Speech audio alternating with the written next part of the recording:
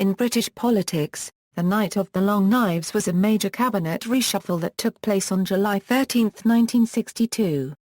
Prime Minister Harold Macmillan dismissed 7 members of his cabinet, one-third of the total. The speed and scale of the reshuffle caused it to be associated by its critics with the 1934 Night of the Long Knives in Nazi Germany.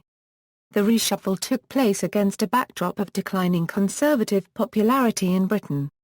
Conservative candidates fared poorly in several by-elections, losing ground to Liberal candidates.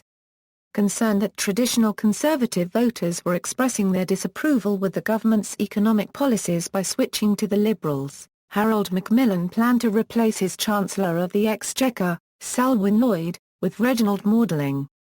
Lloyd had already clashed with Macmillan over his economic strategies, and Maudling was considered to be more amenable to the economic policies Macmillan wished to implement.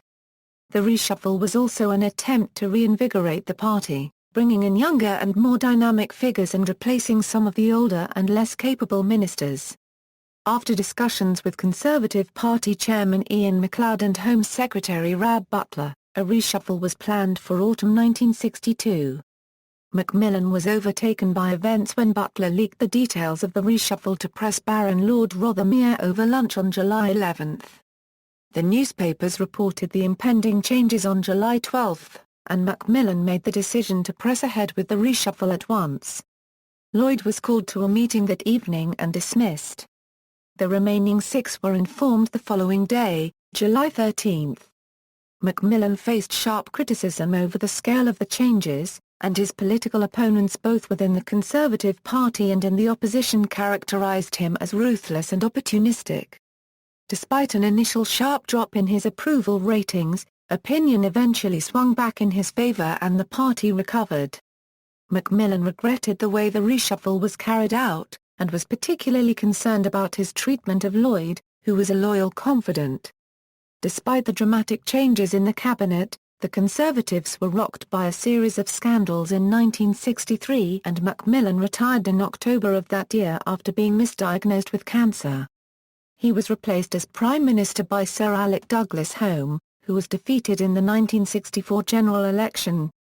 Background: the Conservatives won a convincing majority at the 1959 general election, increasing their lead over their nearest rivals, Labour. The Labour Party were further weakened by internal disputes, but the Conservatives' economic policies unveiled in the 1960 budget proved damaging.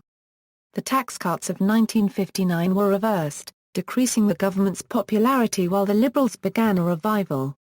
The Conservatives were forced into third place in several by-elections, culminating in the loss of the previously safe seat of Orpington in a March 1962 by-election victory for the Liberal candidate, Eric Lubbock.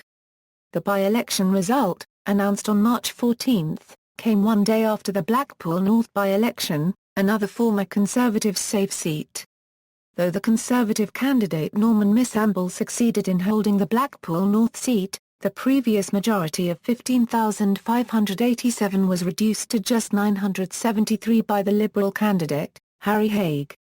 The Conservatives were struggling with deep unpopularity over their economic policies.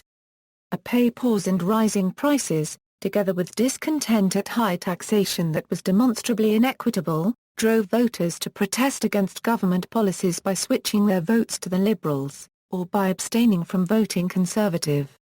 Macmillan saw in the by-election results evidence that former Conservative voters would abandon their candidates in support of the Liberals, who were well placed in Conservative safe seats. In instances where the Liberals had no candidate standing, such as the Labour safe seat of Pontefract, the Conservatives maintained their share of the vote. When a Liberal candidate was fielded, such as at the Stockton-on-Tees by-election in April, in a seat Macmillan himself formerly held, the Conservatives saw large numbers of voters desert them for the Liberals. Later by-elections confirmed the trend. By July, the chairman of the Conservative Party Iain Macleod warned that a government reshuffle was necessary to revitalise flagging support, a view confirmed by Martin Reid-Main, the Conservative chief whip. Macmillan met with Butler on June 21. With Conservative unpopularity stemming from economic issues, they discussed replacing Selwyn Lloyd as Chancellor of the Exchequer with Reginald Maudling. Lloyd and Macmillan had already clashed over economic policy. Lloyd was opposed to an incomes policy and reflation, and his austerity measures were causing discontent. The cabinet was also relatively elderly, and with younger political leaders on the scene, like American President John F. Kennedy, at a time of dramatic social changes, Macmillan resolved to bring some younger men into important posts. The 7 ministers earmarked for replacement averaged 59 years of age. The incoming 7 would have an average age of 50. Butler was in favour of the move, and together with Macleod, they worked out an orderly reshuffle of several cabinet posts, including the Chancellor of the Exchequer. In all, 7 ministers were to be replaced, amounting to 1/3 of the total cabinet of 21. 12/July 13. Macmillan intended to carry out the reshuffle in autumn 1962 after Parliament returned from its summer recess.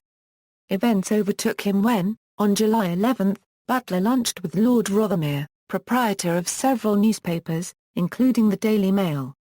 Butler let slip the details of the impending reshuffle, and the following day the Daily Mail broke the plans to the public with a headline "Mac's Master Plan." A horrified Macmillan, suspecting that the plans were deliberately leaked by Butler to further his political career, felt compelled to act.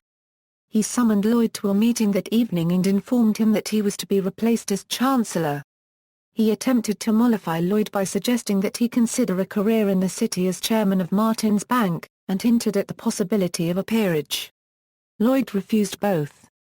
The remaining 6 officeholders were informed the following day, July 13. Mills, Macleod and Watkinson were reported to have gone quietly, as did Hill, though he expressed his disapproval on the way the reshuffle was handled.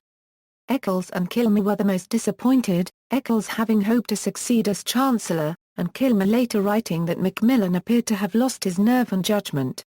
The reshuffle was completed 3 days later with the removal of 9 junior ministers. Macmillan suggested on several occasions, including at his meeting with Lloyd to dismiss him as Chancellor, that he felt there was a conspiracy within the party to replace him as Prime Minister.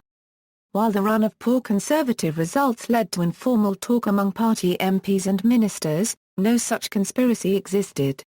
His intimations of party disloyalty and the speed and surprise of the sackings were particularly hurtful to Lloyd, who was loyal to Macmillan, and remained so even after his dismissal. Cabinet positions equals. Aftermath. The speed and size of the reshuffle was unprecedented in British political history. The sackings were mockingly named after the 1934 Night of the Long Knives, when Adolf Hitler suppressed the Stomatia-lung supporters of Ernst Röhr. Paragraph HM. Macmillan was accused of having acted hastily and of being ungrateful in sacking his party's most loyal officials. His reputation of being calm and unflappable in a crisis was badly tarnished, and his ratings in opinion polls fell sharply. His political opponents made capital from this, Liberal MP Jeremy Thorpe observing that greater love hath no man than this, that he lay down his friends for his life. Lloyd was cheered on his next appearance in the House on July 17, while Macmillan was faced with silence from his own benches, and jeers from the opposition.